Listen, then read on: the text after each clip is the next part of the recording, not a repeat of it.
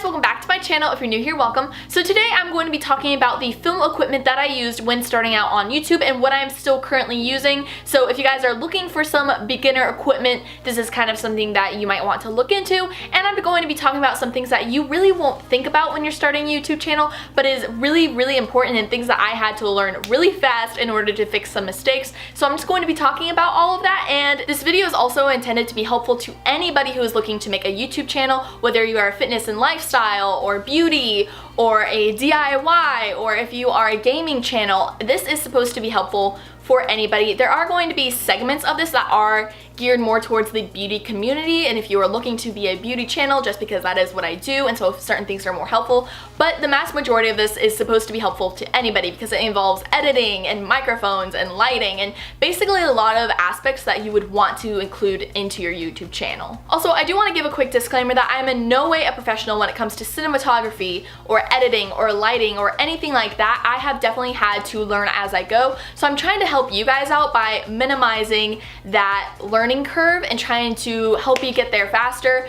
Someone that I've definitely had help me out a lot is Darren Garcia. He has a channel here on YouTube. It is NATIVEUS. If I have any random questions, I will just ask him. But do keep in mind whenever you comment on videos or ask your friends for help that it is the responsible thing to do your research first. I don't go to Darren and just be like, hey, what camera are you using? What editing are you using? How are you making your thumbnails? How are you, because that is incredibly, I think, rude and irresponsible. I think it is very important that you actually do research first. So for example, if you're watching this video, that is likely a sign that you are doing your research because you likely typed in how to get started on YouTube or something like that. So it is very important to do your own research so that you're not just hassling somebody else and kind of copying them. So that is when you would want to watch a how to get started on YouTube video, because then you're going to get options and you're going to see, oh, I like the way this camera looks better, or I like this microphone better, this lighting is cooler, a lot of people like it. This is more to show you guys like how I got started, but anyway, I just wanted to throw that out there because I'm not a professional. But you can harass me. If you want to comment on my video and ask questions, feel free. That's what I'm here for. I'm just stating opinion that whenever you have a lot of people texting you questions and they're literally asking for every single detail, but you know that they didn't do their research first, it's kind of a little off-putting because it feels more like they're trying to copy you and your style than, you know, taking information and weeding through and figuring out what works best for them and their style. And please keep in mind, this is not a how to get started on YouTube video. This is more specifically how I got started on YouTube. If I were to do a how to get started, I would like to give you guys a lot of options. Like if you have a lot of money to spend, this might be the kind of camera you want, or you could use your iPhone, you know, stuff like that. But I'm not going to be doing that because that is a completely different video. This is just focusing on the items that I used and I really like and that I would recommend to you guys. Anyways, I know that was a lot, so without further ado, let's go and get started.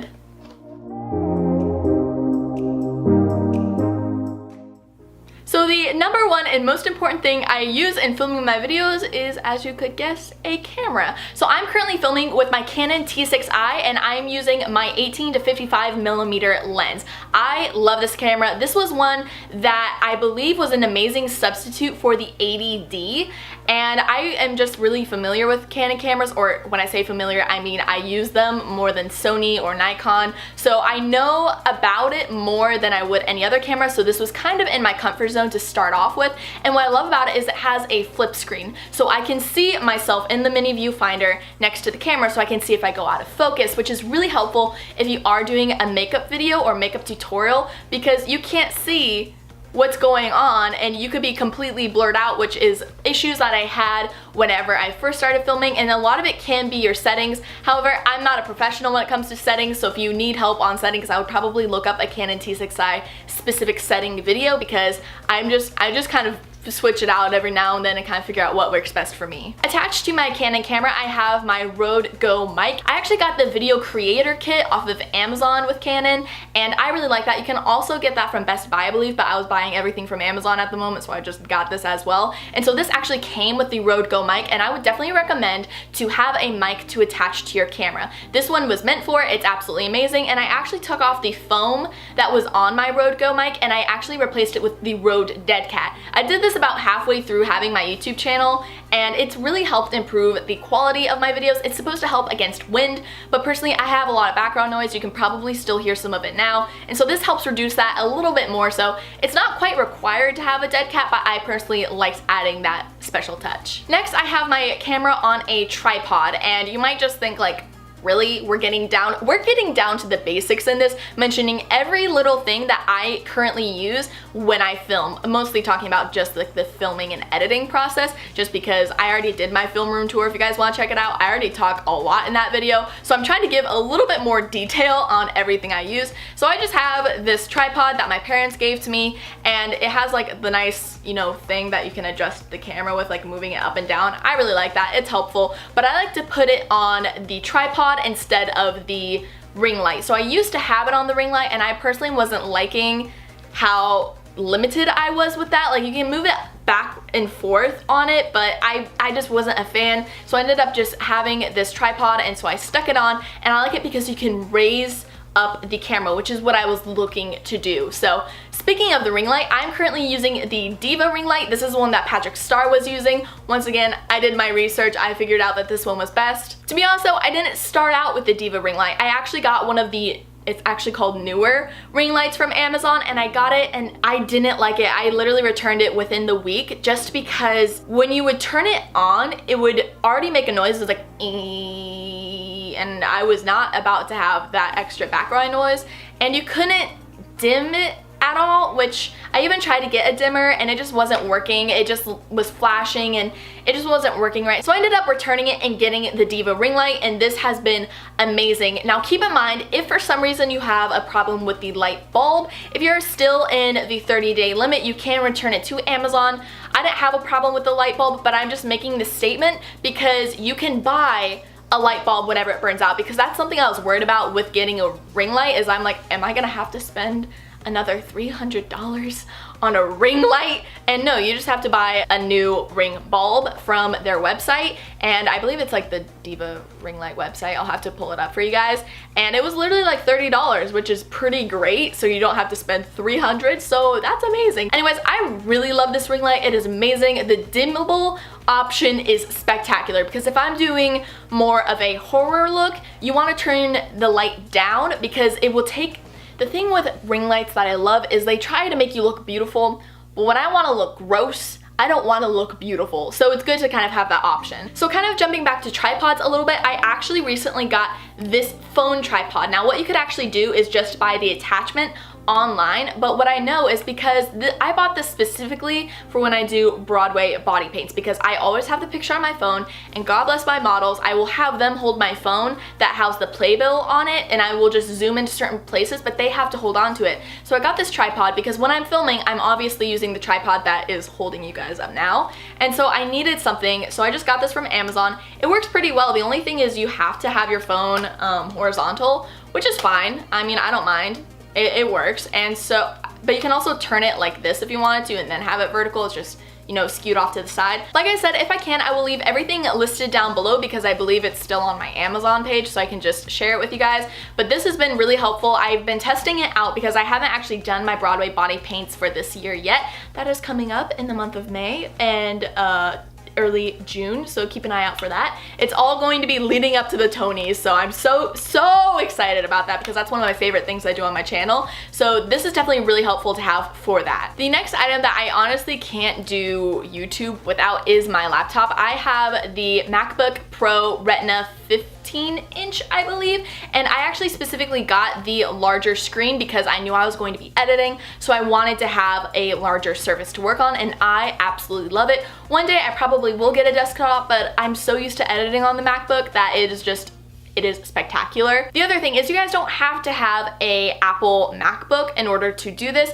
but I would highly recommend using your MacBook Pro as a viewfinder. You're supposed to get this with your video creator kit. If not, you can probably get it from Amazon or something, but it is a cord that you attach to your camera, and then you can attach it to the USB of your laptop. You have to download specific software for it. It is on the Canon website. You just go to T6i and you download all of the stuff, and then you can actually use it on your computer. So it will pop up and you will download the software. It doesn't take up any space. You actually get a bunch of other Canon editing things, but You just have to put in the serial code from your camera, I believe, and then on your laptop, and it all connects. And you can see yourself in the camera. It is so helpful because then you don't have to actually go out and buy a monitor. And the great thing is you could be playing music or something and you can take a wireless mouse and you can attach it to your laptop with like the little USB thing that you get. You attach it to your laptop and I can be this far away. Say my makeup table, hi, how are ya? My makeup table is right here. I could be moving things on my laptop. I could be pressing record from here. It is spectacular. I can't recommend it enough to you guys. It is so amazing. A quick tip though, because I know I was struggling with this a lot, is once you have your camera connected to your laptop, if nothing is popping up, you have to turn off the Wi-Fi on your camera in order for it to connect. So there are specific settings and I will show you what to do. You have to click on it and then you have to click like no or something like that, like disable, and then it will connect to your laptop. It is amazing. So yeah, you got a 2-for-1 in that. You need a mouse, you need the cord, and you need a laptop or a monitor or something. It is amazing. Now the next items I'm going to share with you are incredibly vital and incredibly important, and I realized this halfway through. So here we go, where it has a little bit of a backstory to it. So basically, you know, I was always curious, like how the heck does PewDiePie make all of his videos? Because I'm the kind of person who I like to save my videos once I'm done with them. I like to have the raw footage, I like to have the completed video, instead of it just being on YouTube. I want all of that stuff because I'm like, how the heck do you do bloopers? And so I ended up talking to my dad about it because he knows what he's talking about, and I got an external hard drive. So I got this one from Seagate. It is 4 terabytes. So sorry. So it is 4 terabytes and I got it for my YouTube videos. And basically what my goal was, is I was going to have everything for editing and backups and photos and completed videos. Everything was going to be on here, and when I needed to get another or a bigger one, I could. Because this is something that you're actually going to be buying a lot of, because it's not like, at least for me, SD cards where you can just delete it after, because I transfer it to this and then I delete it from the SD card. Whenever I was setting it up, I had a few problems, and not because it's Seagate and not Apple, you can use any external hard drive, honestly. It was because it kept asking me for backups. Like, do you want to put your time capsule on here? And so I was on the phone with an Apple advisor, which is so amazing. Take advantage of that if you guys have any questions, because it seriously helps me so much. Because I was having problems because my footage would randomly be getting deleted. My computer wasn't letting me do voiceovers anymore. Like, there was a glitch in the system and I have no idea what it was, because whenever I had set it up, I was able to transfer the iMovie library onto here and edit everything off of my hard drive. So when I would take it out, like, it wasn't taking up any of my actual laptop space like it was only on here, which was amazing. However, whenever I was setting it up, the advisor so helpfully said, you don't have time capsule set up. Let's go ahead and get that set up for you. And so me being like, that's helpful, let's do it. He's like, we'll put that on the external hard drive. And I'm like, okay, that's cool, because he knows what he's talking about. And we do that, and it's in the middle of Halloween, which, if you guys know, I was uploading every single weekday and Saturday of Halloween because it was crazy. There's just so many videos, and so I had them all pre-filmed and I was editing the night before I would upload that video. So for example, if I was uploading Corpse Bride on Wednesday, I was editing it on Tuesday. So it was like that. It was like that pattern every day. Funny I mention it, I actually was editing Corpse Bride when this happened. And all of a sudden I go to do a voiceover and it makes a boom sound. I had no idea what that meant. And I kept trying it and closing it out and refreshing and turning off my laptop and turning it back on. I did that, don't worry. And nothing was being fixed. And so I was so concerned because I was starting to get stressed, because I'm like, this needs to be uploaded by noon tomorrow. Like, what am I gonna do? And so I called in Apple helper to help me out. Amazing, he was wonderful. And I'm on the phone with him and he's helping me figure everything out, and all of a sudden he's like, I see you have time capsule on your external hard drive with iMovie. And I'm like, yeah. And he's like, so iMovie and time capsule aren't supposed to be on the same external hard drive. And I'm like,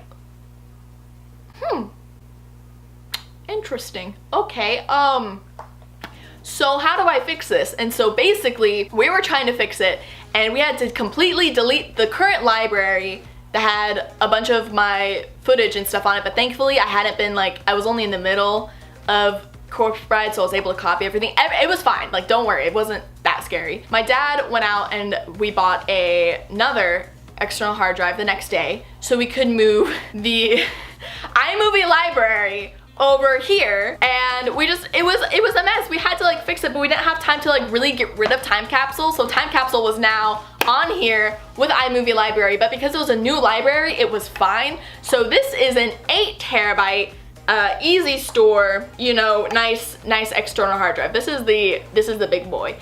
And so I was just working on this one, trying to, you know, get through Halloween, get through Christmas, and then I realized in January during Greatest Showman that I was like, you know, I should probably fix this problem. And so I called up the Apple helper person, and he was so wonderful. He fixed everything because I was having problems because I thought I deleted Time Capsule, and like there's just so many issues that was happening because I didn't know what to believe and didn't know what to do because, like I said, I'm not a professional.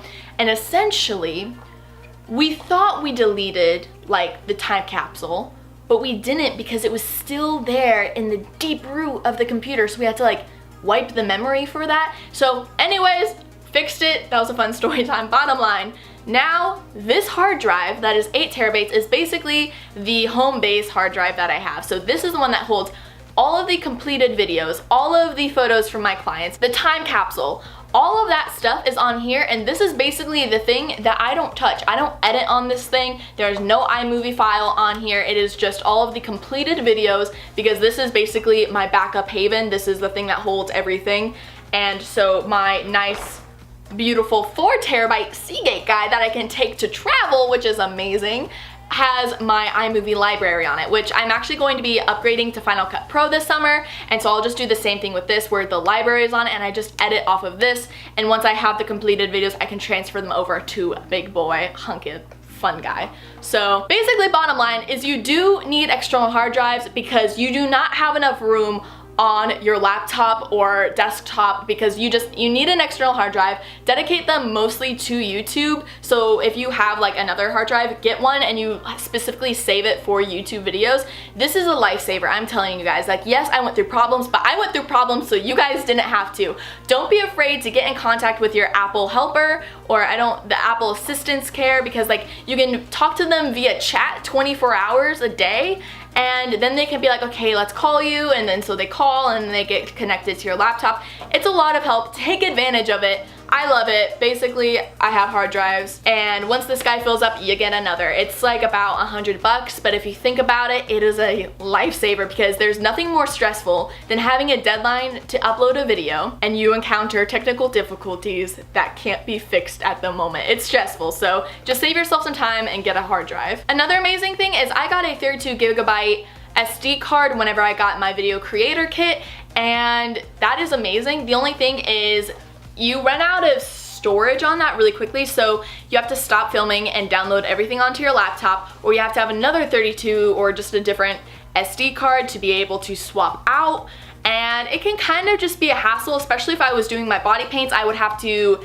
stop everything altogether. My client is like sitting in the chair freezing because body paint is cold, and I would have to download everything before I could start it up again. And you encounter the same thing with batteries. So this is what I'm going to say, is I recommend getting a 64 gigabyte SD card and using that, because typically I can film 1 to 2 videos on that without having to be interrupted and have to upload things before going back. It is just a complete lifesaver. You have a lot more longevity with that SD card. And going on to batteries, the battery that you get with your Canon camera, I would say probably lasts you like 30 minutes to an hour, but it cuts out at like the 30-minute mark, and then you have to press record again, which isn't too big of a problem, but it is if you're not paying attention. But this is another beautiful purchase, is I got these two. They're the Wasabi power batteries, and so I was worried that one, it wouldn't fit into my Canon T6i, but on Amazon they say it does, but I was still skeptical. And two, that it wouldn't actually hold charge and work on my camera, because the moment you put it in, it says, we don't register this as a Canon battery, like, and I'm already thinking like, oh my god, I'm going to jail, like, for whatever reason, I think I'm caught, I'm doing something bad. And then you just press no, and it says, do you want to continue? And I say yes, and it works. And so far I haven't experienced any problems with it like doing anything bad to my camera. It honestly just works. And so I got this one that you get 2. So now I have 3 batteries total. I have these 2 that I actually use more than the Canon ones because these actually hold more battery life, I found. Like, I can record an entire beauty tutorial, which if you know, those can take like 3 to 5 hours sometimes, depending on what I'm doing. And the Canon ones, I can only get like maybe halfway through a video before I have to swap it out. So I absolutely love these. These are so helpful. So you get the two and then you just plug it into the wall, and it's honestly great. It works so well. I know if I get another camera, I'm going to want to order from these guys again. Once again, I found this on Amazon, but this is just a lifesaver. Like I said, I go for these batteries when I have to film a video. I stick this in. Plus the Canon ones are super expensive. They're probably like between $30 and $50 or something just for one extra battery, and these together it was like $25 with the stand and charger. It's amazing. It's such a steal. Moving on to the next item, I use this for voiceovers. So something a lot of people do for voiceovers is they have their blue snowball, or they have their phone and they just use voice memos or something like that. But I did research because I always wanted my voiceover quality to sound superb. I wanted it to be spectacular, and so I did my research and I got the Rode NT USB mic, and I am in love with this. The quality of the voiceovers is so clear and so nice. It does pick up a little bit of background noise, but I do know in post-production you can fix that. I'm lazy, so I don't, because I don't think it's that bad. People aren't like, I can hear a fan in the background. Like, nobody cares, honestly, and if you do, I'm sorry. But this is so amazing, and so you can set it up. It's so nice, and you just get beautiful sound quality. So basically you just plug it in to your laptop where you're editing, and you go to your settings and you make the default mic your Rode NT USB, and it will connect to it every time that you plug it in. Sometimes you will notice if you start to do a voiceover, if it sounds weird, just click the drop down button that is right next to the voiceover option, and you just click Rode NT USB and it fixes the problem. But this is so amazing. I definitely recommend, if you want high quality voiceovers, you invest in getting a good voiceover microphone, and this is just so amazing for so many reasons. The only problem is recently I haven't been liking to bend down to talk to it, so I'm actually going to be ordering one of like those arms that you can get from Amazon that a lot of the gamers use on Twitch or anything, so I can have it like on the side of my desk so I can just talk and not have to worry about being this close to it, because it's just an awkward situation. But anyways, I absolutely really love this. I'm also going to throw in a quick tip. Is if you are editing on iMovie and you do a voiceover, there's an option that says reduce background noise. For some reason, when I would edit my videos and I would do a voiceover on this amazing microphone, I thought it could be better. So in iMovie, I would highlight all of my voiceover and I would do reduce background noise. And for some reason in my mind, I thought it sounded better. It literally stripped away the quality of my voiceover. It took it from sounding nice and clear and direct into sounding kind of like an alien shuffle, and I hated it. And I did the same thing with my microphone, and finally about like a month after I'd been doing that, I completely stopped because it was bad. So don't do that, just a quick tip. Another thing is I recommend headphones. Always have headphones when you're editing. I used to use the Beats headphones that come over your ears completely, but I personally like when I do a voiceover to be able to hear myself talk. So I actually just get a little pair of headphones, I put one bud in, and I can hear myself, and then I can hear how I sound through the microphone. And it's just really helpful. That's something I prefer, but you basically plug that into your microphone and you can hear it better. And I would also plug it into your laptop a few times just to see how the music lines up with your speaking and how it might be a little overpowering, because you have to keep in mind, people watch YouTube videos on both headphones and with just their phone speaker. So it's something to really keep in mind, because sometimes the music can be really overpowering, and that's something that I've been messing around with a little bit more, is trying to find a nice balance, and it's a struggle. You just kind of have to play around with it. So we are going to be jumping around a little bit in this video, so I hope that's okay, because before we go on to editing and some of the software I recommend, I'm actually going to be talking about lighting super fast. So I already mentioned my Diva ring light.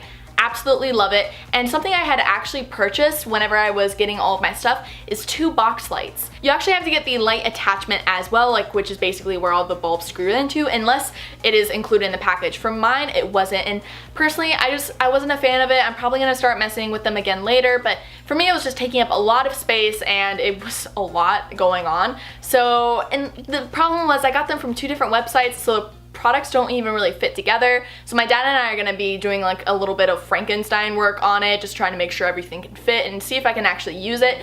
But anyway, that is something that I got and I personally don't really use. So if you can, just stick with a ring light. Another option is just use natural lighting. It's great. Now, something I use in every single one of my videos is a lot of beauty gurus have this halo light behind them, and that is because they have some sort of light source behind them. So for me, I just have this old lamp with no shade and a light bulb, and I just keep that behind me. And yes, you can see it at times. I personally don't care. I get the halo effect. It looks cool. I don't care if I do this and you can see the light, because this is how things work. You can see what I'm doing. And so I just have the light attached, and attached to that I have an extension cord, because from where I am at the outlet, it's far away, so I have to use an extension cord.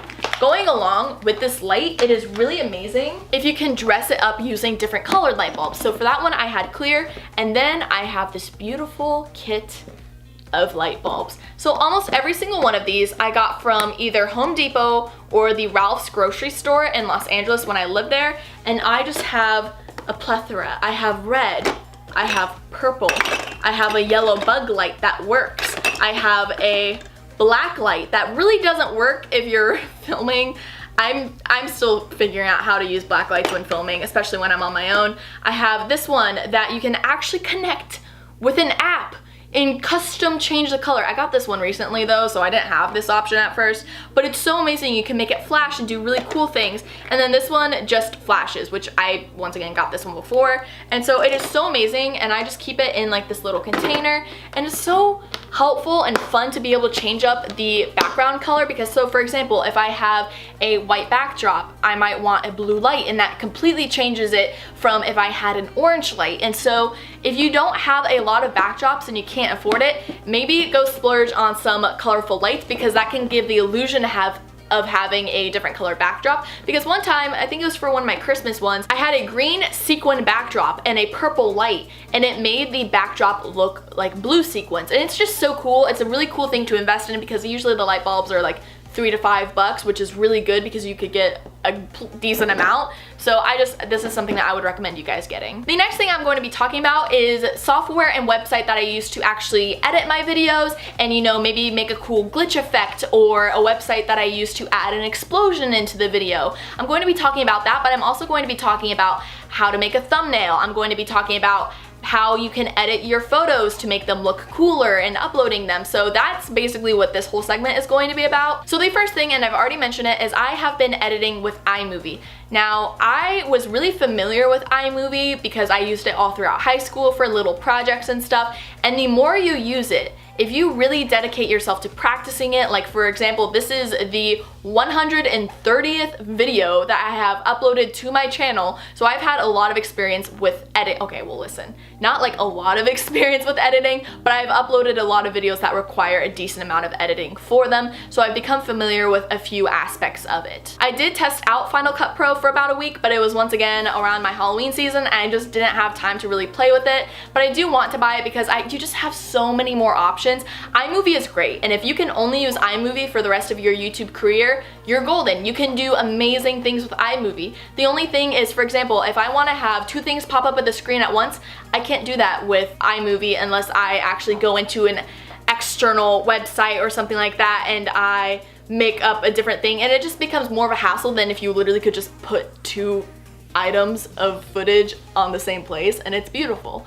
So iMovie definitely has its limitations, but like I said, I have been using this for a while. There are amazing things you can do with iMovie. You can look at any video I have uploaded up until now and even a little bit after this, and I am using iMovie. So the next item I am going to recommend, and I actually used this whenever I was doing my whole external hard drive debacle. One of the Apple representatives actually had me download the Daisy software, and if I can find out how to link that down below for you guys, I will. But basically, it is this software that you click on and it will show you what areas of your laptop have certain storage. So for example, it will say like desktop, 130 out of so-and-so gigabytes or something like that. And it's really helpful because you can literally narrow it down, and you can use the free trial for quite a long time. I've been using the free trial since November, and you can see a lot with that and kind of narrow down what you need to delete. But if you do want to go more in depth, you can buy the full version. I don't know how much that is. I personally haven't really looked into it because I haven't needed to, but that's where it's like you click on something and it can immediately take you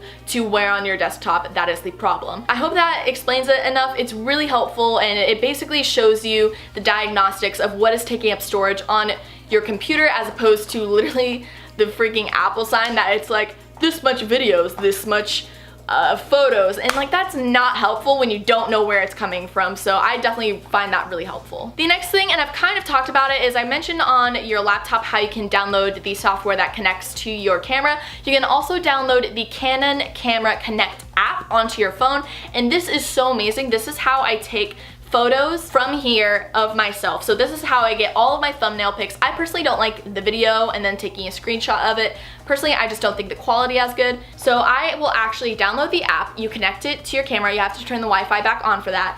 You connect to the Wi-Fi that you have set up with your camera, which doesn't make sense, but it explains it to you. And you can look at it, and it's not usable now because I'm not connected because I'm taking a video. But you will press the camera button and it will like do the shutter thing, and it takes it from there. So I could be like, ting-ting, and it's like, boom, and it's great, and it's helpful, and this is how I take all my pictures. Plus, you can see yourself on here. So I could be looking down, I see the angle of my face, I can adjust it, and ba-bam, or look, ba-bam, ba-bam. It's fantastic. Are you wondering how you could do this? Or this? Or this?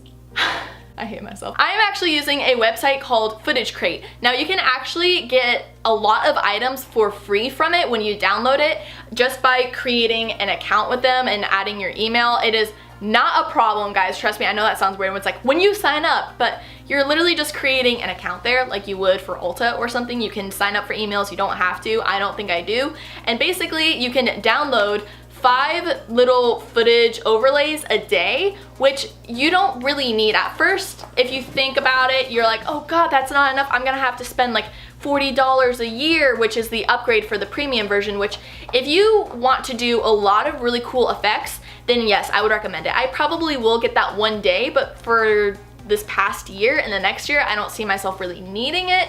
So there's like so many free items that you can get. So all of the things I just showed you were free downloads from that website, and it's just super helpful and amazing. It really helps impact your video and kind of makes it look like you know more of what you're doing than you actually do. So I really like it. I recommend you guys check it out. I'll leave the link down below. Super helpful. Next, I'm talking about the website I use to create my thumbnails. So I actually use PicMonkey.com. You probably hear so many people talking about it if you came across this video from another video or something, because PicMonkey is a website that almost everybody uses to make their thumbnails unless they know how to use Photoshop. I don't know how to use Photoshop. I wish I grew up learning how, because I feel like that gives you so many advantages. That's kind of why I also want to take a photography class so I can learn how to use Photoshop.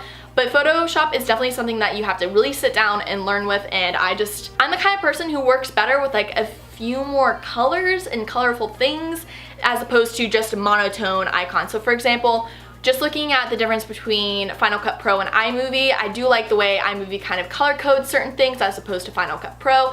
PicMonkey, it's just full of color. It's really helpful. It's very user-friendly. The only thing is I do wish they had more options for like if you're doing an image overlay, if you could crop that as opposed to having to make it the background and then crop it and then save it. It's just weird. But basically you can make super easy, beautiful thumbnails with this. You can do erase effects, which is what you do for any, you know, Photoshop thing. You have to erase a bunch of things and you can change some colors. It's really cool. And so basically just play with it. You do have to spend some extra money if you want to unlock the full version. I believe it's like $30 a year. I did end up upgrading to that about a month after using it, just because I wanted to get some of the extra little fun, you know, stickers or stuff. But that's kind of about it. Or saving things to the hub. I don't really save things to the hub. I just save it to my computer, and if I screw it up, I just go back and redo it. But I mostly got it for the hub in those certain occasions. But if you want the, you know, seasonal stickers like Halloween or anything like that, like I said, I don't really use them because you can go onto Google and get a transparent photo or something. You have to be careful about copyright, but you know, you can just put that in your video or thumbnail. Before I used PicMonkey though, I did use Vectr, and Vectr is actually, it's really helpful. There are certain things you can do on there that you might not be able to do on PicMonkey. I don't really know what to say about it. That's just kind of where I ended up making the outro label, and so I ended up just saving it to PicMonkey and having a transparent background, and I just feel like it's a little bit more limited than PicMonkey is, but you can also do certain things that you can't do on PicMonkey. So I'm just gonna include that. If you guys end up liking that more, you can check it out. An amazing aspect that is going to sound so basic, but for editing photos, it is so amazing to use Facetune. I know how manipulative that sounds and how bad. What I love about it is you can really enhance the details or whiten certain images. So for example, I have this beautiful picture of my bookshelf. It is my favorite piece of furniture. It is just stunning work of art. And then after editing it, it looked like this. You see this color scheme all over YouTube all the time. This is way more appealing for people. People like having the bright colors or the white walls or anything like that. Basically, it's just really great. You guys need to take advantage of it. And I know, especially for beauty gurus, you can take advantage of it because you can literally make yourself look completely different. I try not to do that. I try to just enhance certain details that I already have. I try to blur out as little as possible unless it's personally distracting in any sort of way. So for example, if my backdrop has too many textures, I might blur that out a little bit and the focus comes more onto you.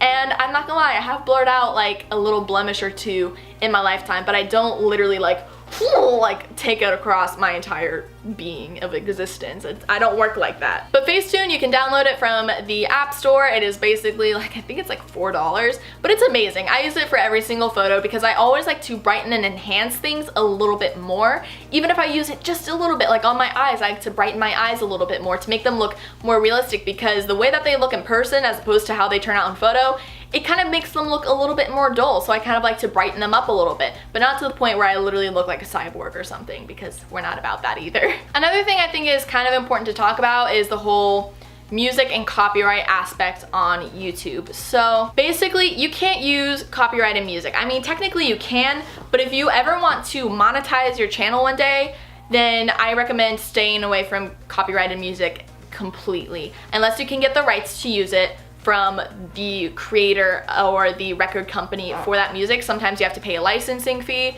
But the worst thing is to get a copyright notice. Copyright notices aren't too bad. It just kind of means like sometimes you share revenue with them, which is what I had to do with my Sally tutorial, because I did a karaoke part because I sang the intro for that. That's another thing. If you do a vocal cover of a song and you use a karaoke version that is owned, say for example by Disney, then you're only going to be making half of the income that that video would normally make. Basically, copyrights are scary. A good way to kind of realize before you officially upload it if a song is copyrighted is to upload the video as private or unlisted, and then you will get a notification saying like this song is copyrighted by so-and-so, and it will say if you share revenue, or if it's just gonna be played with ads, or if you won't be able to monetize your video.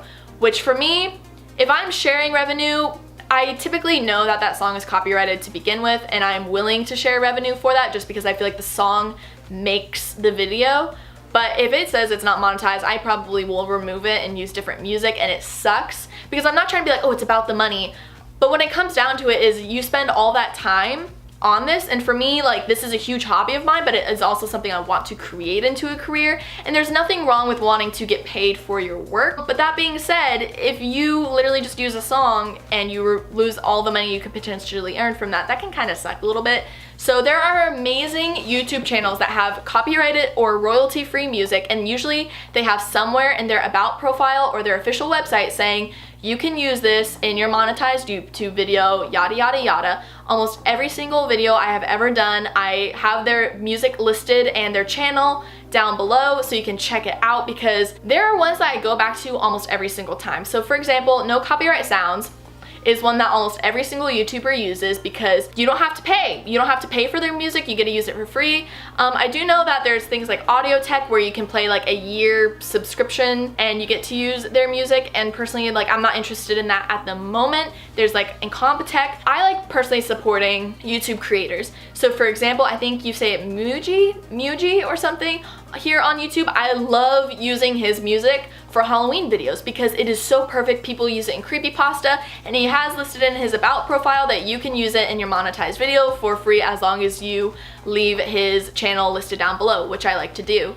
And I really love doing that because you get to support a smaller creator and it's super helpful. I do know that the YouTube audio library has some songs, but I personally don't like that. I feel like the songs are like 30 seconds and I mean for vlogs, sure, for little sound effects, yeah, but it's just not something I go to all the time. But basically, once you start down the rabbit hole of looking at, you know, free music YouTubers, you kind of end up finding the rest. So that's how I found them. You just literally go down the rabbit hole and you have to make sure that it's free, and if not, you have to either comment or email asking. And personally, I like to print out that proof, so if anything ever comes back being like wanting to give me a copyright strike or something, I have proof that I can use this music and I was given permission. So really smart.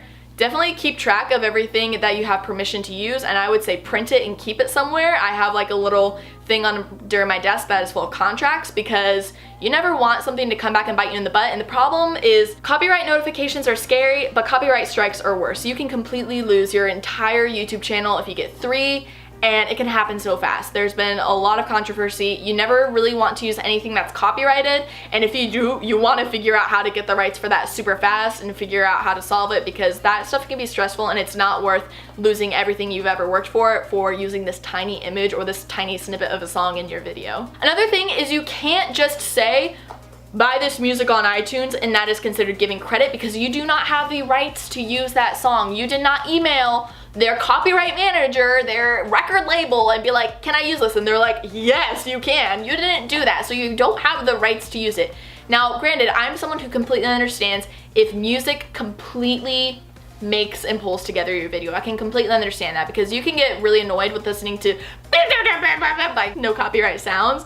So I completely understand how, you know, sometimes the right music really makes it, and at that point it's not about the money. So that's completely fine. I mean, I can attest, like you guys have probably seen some of my videos and you're like, why is this intro 45 seconds long? And half the time, it's not because I like the makeup or I like the video, it's because I like the music so much and I want you guys to enjoy it because it's so good. For example, if the intro is longer than like 25 seconds, I really like that music and I probably listen to it in my free time. And it is copyright free because I'm now at this place where I try to only ever use copyright free music. Some of my older ones, like for example, my Dear Evan Hansen body paint, I used their Waving Through a Window, and I actually had gotten in contact with the record label from Dear Evan Hansen, and they did give me permission, so whenever I get remonetized, I can show that as proof that I have permission to use it in my video. So it is literally as easy as asking for permission, and make sure you state for my monetized video, because it's different if you're not monetized and they're just like, sure, use it, but then you're monetized, they're gonna be like, but we want the money from it. So make sure that you kind of clear that part up. But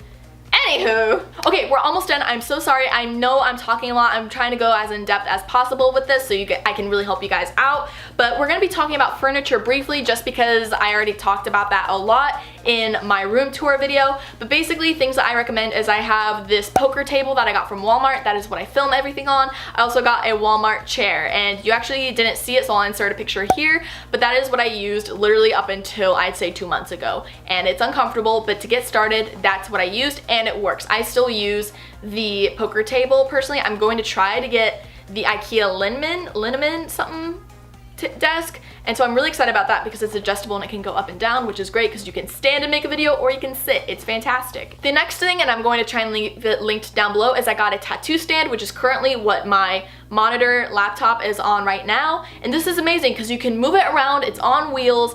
You can also get one of those hair color trays that move around, but this is bigger, and so that's why I would recommend it. But this is just amazing. It was probably $25 to $30, and it is so helpful to just be able to move my monitor around as I need, and it is perfect level whenever I'm filming to be able to see myself, because otherwise I'd have to get like a desk that's stationary, and it's just, this is helpful. I also use a Walmart end table to hold up the lamp behind me when I'm filming, and it's the perfect size, and we just got really lucky with that. And so I just got that from Walmart. I honestly think it was like $10, and so that's just what I use to hold that up. Also, if you are a beauty guru and you do makeup tutorials on YouTube or Instagram and you need to film it, I recommend getting an adjustable mirror. So I got this from Home Depot, and what I love about it is you can unscrew it and make it taller or shorter. It is adjustable to, I think, 22 inches, and so that's really great. You have a nice variety of how tall you want it, and I just love it. It's so clear. It has one side that's normal, one side magnifying, and this just makes filming so much easier. Next, I'm going to talk about the backdrop stand. So I got this backdrop stand from Amazon, and basically for all of the backdrops, I just get them from Joann. I just have them cut 2.5 yards of fabric. I think I'm actually down to 2 now. I just asked them for 2 yards of fabric and it works perfectly. I used to ask for 3 yards, then I brought it down to 2.5, and now I'm at 2 because I just discovered that 2 works perfectly. I don't need more than that. And so I hold them up with these clamps that I also got from Amazon. I believe I got 8 of them, and it was literally like $5 or something. It's so amazing. These help pull the fabric taut, and so you want to put them in as many places as possible that assist you in the backdrop process. So I have 3 on top, I have 2 on the corners, 1 in the middle, and then I have the other 2 down, and I have these at the bottom. Sometimes I'll incorporate another one if it's kind of wrinkling, but that's really helpful. Backdrop stand, I really like it. It works. You can't have like a crap ton of backdrops on it because it becomes too heavy, but it still works. It's not that much of a problem, so it's great. It works really well. Something else I want to mention really quick is if you are doing any sort of vlogging. So for example, I do want to get a Canon G7X Mark II coming up in case I do want to vlog. Now I'm not talking daily vlogs or anything like that. I'm literally just saying if I, go to the beach one day and I feel like vlogging it, I think it'd be fun. I think it's kind of fun content to be able to produce. I do want to be able to vlog one day, but I don't want it to become like an everyday thing. But something that is really helpful to stabilizing your video, because if you guys saw my room tour, y'all can hear a lot of or things where I'm having to fumble with my camera because I'm holding it with my hands. Something I really recommend is if you get a tripod, a mini tripod for either your phone or your camera, and you connect it to your camera, and it helps stabilize. So instead of having like random, movements like this, it's just stable. You can just move it like that. And so I have this one. If you're doing it for a DSLR, I would probably recommend a Gorilla tripod. That is not what I had. I actually had to use my hands when I filmed the room tour, but for vlogging, you can use something smaller like this. So this is one that I just seen actually used, and it's really nice. It works really well. You can adjust it, make it taller or shorter if you want, and it's just really helpful. It's small, it's sturdy, and you can just basically move it around like this. So basically, if I wanted to go back and refilm my room tour, I'm just saying to help you guys, you can attach your DSLR to here, and it just helps the movements so much more than it's opposed to me literally trying to struggle because I have small hands. A lot of people do use paper backdrops now, but personally I don't like that. They're a pain to store. You can't really do anything fun with them, and then you have to like have one of those almost projector looking things to pull down the paper to show, and I personally don't like it, so that's why I stick with fabric. But if you use fabric, I personally recommend spending the extra $2 per yard to invest in nicer fabric that you don't have to steam, because if you get the cheaper ones, like I got all of the basic colors, like all the colors of the rainbow to start out with, just so I always had something, and you have to get a steamer. So I just have like this little handheld steamer. You fill it up with water and you just steam it out, because it gets wrinkly, and you can see in some of my videos where I just didn't care enough to fix it. I believe Exorcist is one of them. I didn't do anything in Exorcist. I just left it because I was tired and I was freaked out and I didn't want to mess with anything. But I would recommend getting a steamer and just steaming it out. It's good to have if you do fabric backdrops because you're likely going to need it at some point. And last but not least, this is something I recommend the absolute most if you're doing a YouTube channel, and that is to have calendars. Now wait, I know I might have lost some of you because you're like, I don't use planners. That's not my sort of lifestyle. It has helped me be way more accountable and organized when it comes to uploading videos, because let me just show you guys something really fast. Let's just go back here. This was my upload schedule for October. I can't remember when I need to edit things or when I need to upload things, or wait, what week did I want to upload Sally? So it is so helpful to actually have a planner and I like these mini sticky notes. You can get them from Target, and literally, I know it seems like such a waste, but I love it because, for example, if I wanted to upload Sally on Friday, I could strip it up and just put it over here. You can move them, and it's so nice. And then during the individual portions of the calendar, I can actually like put down the others and move those around. I can write in them. It is so helpful, especially when you're trying to plan ahead. So this is currently this month's upload schedule, how I have it scattered. As you can see, if I meant to upload it on Friday and I wasn't able to, I can literally just move it to Saturday. And it really helps keep me accountable for how much I'm uploading, because I try to get more than 10 uploads in a month. Usually it ends up being like 15, which makes me happy. But then, you know, things end up changing, your schedule changes, and you have to fix things. And so it's just so helpful to have. So I definitely recommend having something like this. And something I've recently started doing that I absolutely love is I have a specific little calendar, and I got one that looks kind of weird, I guess, but I did that intentionally. Is it's just like, you know, you look at it, it's fine. And then you turn, and I keep all of my editing days. I track my hours, because what I would notice is I want to make sure that I am dedicating as much time to this as possible. And so I literally will write down the time I start to the time I finish, and I round everything up to 5s. So for example, it's like 9:30 to 10:35 maybe, or something like that. And then I write down what I did, and at the end I tally up all of the hours for that day, write it here, and then I go back to my month at a glance sort of thing, and I will write down like, oh, I uploaded this day, I edited this day. And it really helps keep me accountable and dedicate more time to filming. And like I said, like last week I ended up filming and editing and doing anything YouTube related for 46 hours that week. So my goal is to always have more than 30 hours a week, but my actual goal is to have more than 40 a week. And so basically this is really good to help keep me accountable, and so I just update these all the time. And I really love it. It's really helpful. I'm not an organized person really, and so coming from someone like me who doesn't really organize their work, this is a lifesaver. So you guys definitely need to at least try that. Wowza! Okay, with all that being said, that is everything that I basically use and recommend for filming and editing my videos. If you guys have any questions, please don't hesitate to comment. I will try and help you guys out as much as possible. And so anyways, I'm gonna try and list everything down below. I hope this was helpful. I hope you guys enjoyed it. And with all of that being said, I will see you guys in the next one. Bye!